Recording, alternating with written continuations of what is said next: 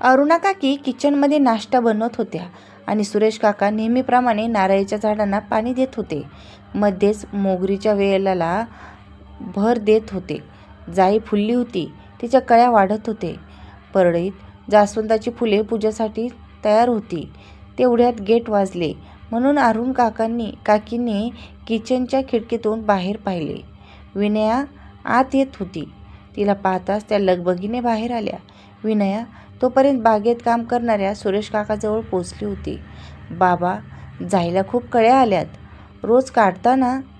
काढतो, पण करणार काय एवढ्या फुलांचं? तू होतीस तेव्हा गजरा करायचीस. तू इथून गेलीस आणि तेवढ्यात अरुणा काकी तिच्याजवळ आल्या. अगं, आज सकाळीच? शाळेत नाही गेलीस?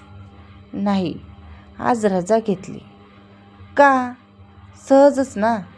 नाही आई, आज माझ्या आणि अजितच्या लग्नाचा वाढदिवस ना, म्हणून रजा घेतली आणि तुम्हाला भेटायला आले. अरुणा काकी खाजील झाल्या. सुरेश काका पण गप्प झाले. हो ग, कशी विसरले मी. माझ्या मुलाच्या लग्नाचा वाढदिवस विसरले. आज 15 मे. याच दिवशी तू अजितची बायको म्हणून या घरात आली होतीस. अजित अकस्मात गेला आणि काकूंना रडू फुटले. अजितच्या आठवणीने त्या कासावीस झाल्या. काका पण डोळे पुसू लागले. विनयाच्या हाताला धरून त्यांनी तिला जवळ घेतले. वय झालं विनया. माझ्या एकुलते एक मुलाच्या लग्नाची तारीख आम्ही विसरलो. आठवण रोजच असते ग. अजित ॲक्सिडेंटमध्ये गेला तेव्हाच आम्ही पांगळी झालो. पण तू खरं तर सून आमची, पण सुनेपेक्षा मुलगी जास्त. तू आपलं दुःख बाजूला ठेवून आम्हाला सांभाळलंस. तुझ्याकडे पाहून आम्ही सावरलो. पण तुम्हीच माझं समीरशी लग्न ठरवलं आई बाबा, नाहीतर मी तुम्हाला सोडून गेलेच नसते. अरुणा काकूने विनयाच्या हाताला धरून आत घेतले. घरात येता येता विनया बागेतील झाडाकडे पाहत होती. घरात शिरल्या ती काकांना म्हणाली, बाबा, गेल्या आठवड्यातच मी आणि समीर एका नर्सरीत गेलो होतो. छान छान रोपे होती तिथे. मला तुमची आठवण झाली. मी म्हटलं समीरला, अजितच्या बाबांना ही रोपे खूप आवडतील. समीर म्हणाला, परत इकडे येऊन तेव्हा त्या घरासाठी रोपे घेऊ. समीर बरा आहे ना ग? तुझ्याशी बरा वागतो ना? होय बाबा, खरंच चांगला आहे तो. त्याला तुमच्या दोघांची पण काळजी वाटत असते. तो म्हणत असतो, जसे माझे आईबाबा तसेच अजितचे आईबाबा. बरं झालं, माझी पण जबाबदारी शेवटी तू नाही म्हणत असताना मी तुझं समीरशी लग्न लावून दिलं.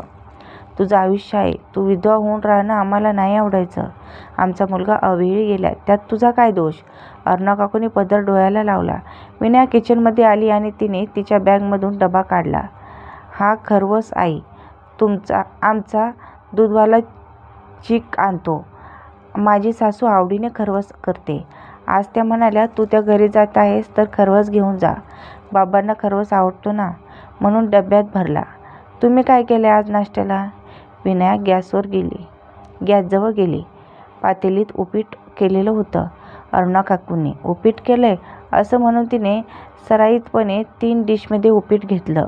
बरोबर डबा काढून शेव घेतला आणि 3ही डिशमध्ये उपीटावर पसरवली आणि एक डिश अरुणा काकी आणि सुरेशरावांच्या हातात दिली आणि एक आपण घेतली. उपीट आणि खरवस खाता खाता सुरेशराव बोलू लागले, तू तिथे सुखात आहेस हे पाहून बरे वाटले.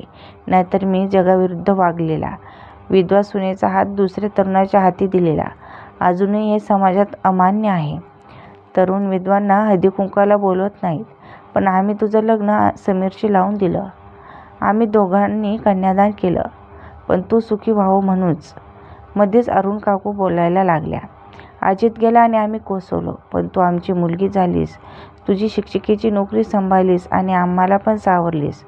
तू नसतीस आमच्यासोबत त्या काळात तर आमचं काय झालं असतं? तू होतीस म्हणून घरात जागा होती. तू शाळेतून आल्यावर आम्हाला शाळेतील गमती-जमती सांगायचीस. जेवण करून आम्हाला जेवायला घालवायचीस. पुस्तके वाचून दाखवायचीस. थोडक्यात तूच आमची म्हातारपणाची काठी होतीस. डोळ्यात अश्रू जमा झालेली विनया बोलू लागली. होय बाबा. आई, तशी मी पोरकी. माझ्या मामांकडे मी राहत होते. त्यांना जड झाले होते आणि बाबा तुमच्या शाळेत नोकरीला लागले. तुम्ही माझे हेडमास्तर. माझे सासरे नव्हे तर बाबा झालात. खरंच तुला शाळेत पाहिलं आणि लक्षात आलं अशी आपली सून हवी.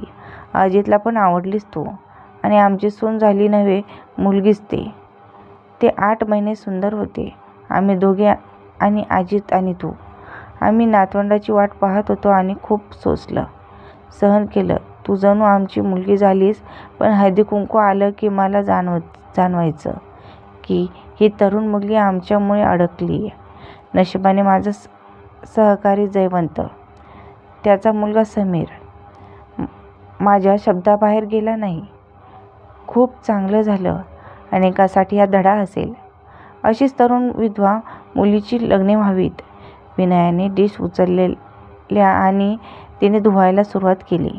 अरुणाकाकी उठल्या. अगं थांब, मी धुईन नंतर. अगं झालं धुतलं तर. पूर्वी धुत नव्हते का मी? अगं पूर्वी तू आमची सून होतीस, आता त्यांची, समीरची बायको. अगं आज तुझा आणि अजितच्या लग्नाचा दिवस. समीरने इकडे यायची परवानगी दिली. होय आई. उलट समीर बोलला आज अजितच्या आईबापांना आठवण येत असेल. आज रजा घ्या आणि तिकडं जा. त्यानेच सकाळी मला इथं सोडलं आणि संध्याकाळी न्यायला येतो म्हणाला. खरंच ती सर्व चांगली माणसे आहेत, अगदी तुमच्यासारखी. अरुणाकाकींना थोडं खटकलं. विनयाने आपली तिच्या घरच्याशी तुलना केली. तिच्या घरच्यांना आपल्या एवढीच चांगली म्हटलं तिने. सुरेश काका बाजारात जाऊन येतो असे म्हणून बाहेर पडले आणि या दोघीच उरल्या. मगापासून अरुणाकाकीचं लक्ष होतं. विनया पूर्वीपेक्षा जास्त तुकतुकीत दिसत होती. त्याचं लक्ष तिच्या पोटाकडे होतं. सुरेश काका बाहेर गेले हे पाहून त्यांनी विनयाला विचारलं, दिवस गेलेत काय? होय. कितवा महिना? 5वा. वाटलंच मला. पहिलं बाळंतपण डोहाळे कडक लागले असतील. होय. पाणी पोटात टिकत नव्हतं. अगं पण कळवायचंस. मी आणलं असतं तुला माझ्याकडे. तुला काय हवं काय नको ते पाहिलं असतं. कशाला अंगावर काढलंस? अंगावर नाही काढलं. समीरच्या आईने, म्हणजेच माझ्या सासूने खूप केलं माझ्यासाठी. आई आपल्या मुलीसाठी करेल तसं सर्व केलं. अरुणाकाकूंच्या मनात परत कडवट चव आली. त्यांना वाटलं होतं ती म्हणेल, तुमची खूप आठवण आली. मला खूप त्रास झाला. तुमच्याकडे यावं असं वाटत होतं. पण विनयाच्या सासूने सर्व केलं. जे मी केलं असतं. मग बाळंतपणासाठी इकडे ये, मी सर्व पाहते. नको आई. माझ्या सासूने शेजारच्या हॉस्पिटलमध्ये नाव घातलंय माझं. दर महिन्याला तपासणी असते ना. आणि तुमचं दोघांचं वय झालेलं. तिकडे समीर आहे, म्हणजे त्याची गाडी असते आणि समीरचे बाबा पण गाडी चालवतात. शिवाय 2 बायका कामाला येतात तिकडे. त्यामुळे तसं मी पण केलं असतं ग. अजितचंच मूल असतं तर केलं असतंच ना.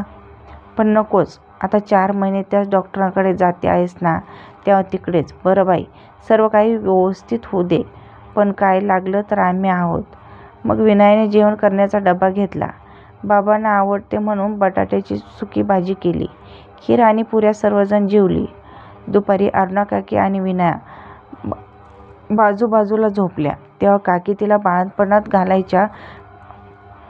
घ्यायच्या काळजीबद्दल बोलत होत्या. संध्याकाळी तिने बागेतील झाडे पाहिली, फुले काढली.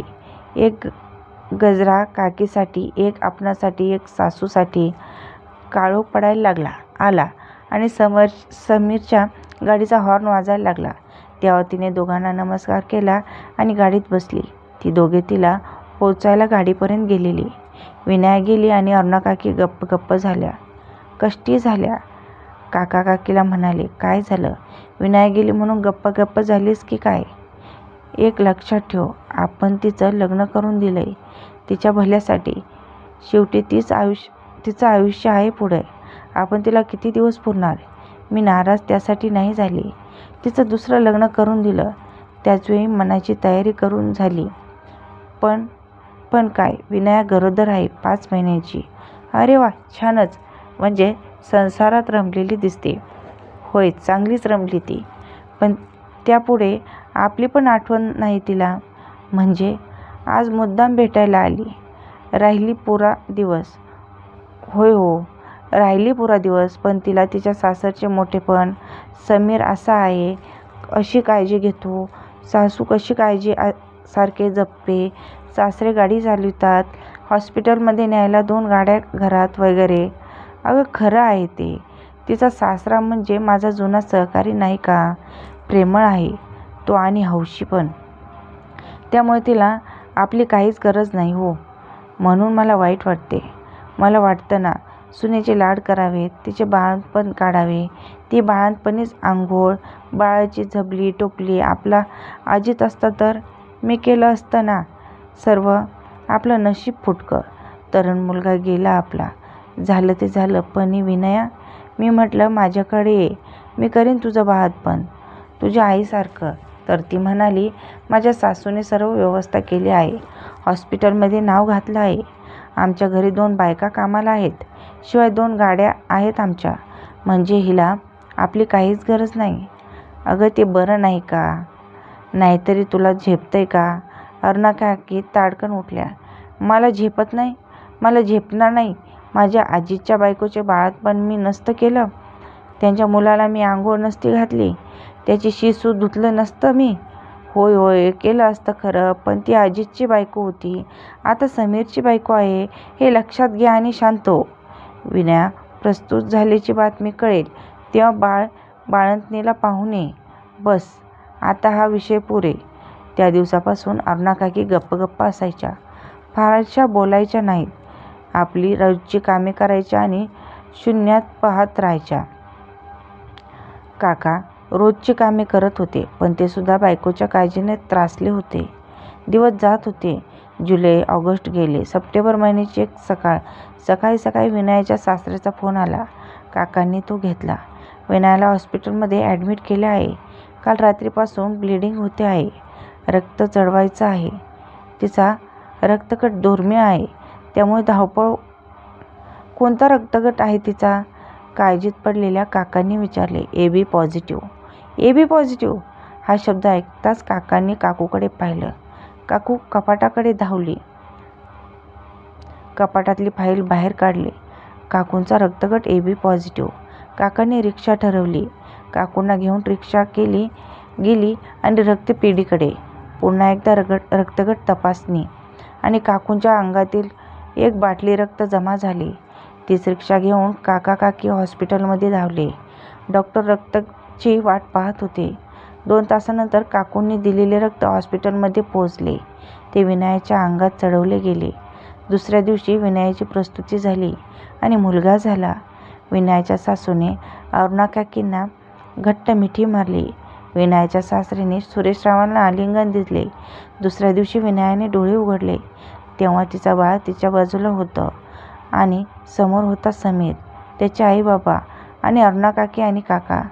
समीर म्हणाला, विनया, तुझी तब्येत नाजूक झाली होती आणि तुझा रक्तगट दुर्मिळ, पण या काकूंनी धावपळ करून आपले रक्त दिले, कारण त्यांचा आणि तुझा रक्तगट एकच होता. काकूमुळे तू वाचलीस आणि हा बाळ वाचला. डोळे भरून आलेली विनया बोलू लागली. तुमचे रक्त माझ्या अंगात आले म्हणजे तुम्ही सासू नव्हे, माझी आईच. तुमची इच्छा होती माझं बाळंतपण काढावं, माझ्या बाळाला आंघोळ घालावी, त्यांच्या दुपट्याचा वास घ्यावा. आई, हॉस्पिटलमधून बाहेर पडून मी तुमच्याकडेच येणार, तुझ्याकडून आंघोळ घालून घेणार आणि माझं बाळ तुझ्या घरच्या पाळण्यात झोपणार. हो ग हो, ये, मी वाट पाहते तुझी, विनया, आणि तुझ्या बाळाची. माझ्या अंगात किती ताकद आली बघ. विनयाला आणि बाळाला जवळ घेत अरुणा काकी म्हणाली आणि बाकी सर्वजण डोळे पुसू लागले. जर कहाणी आवडली असेल तर नक्की आपल्या चॅनलला सबस्क्राईब करा. धन्यवाद.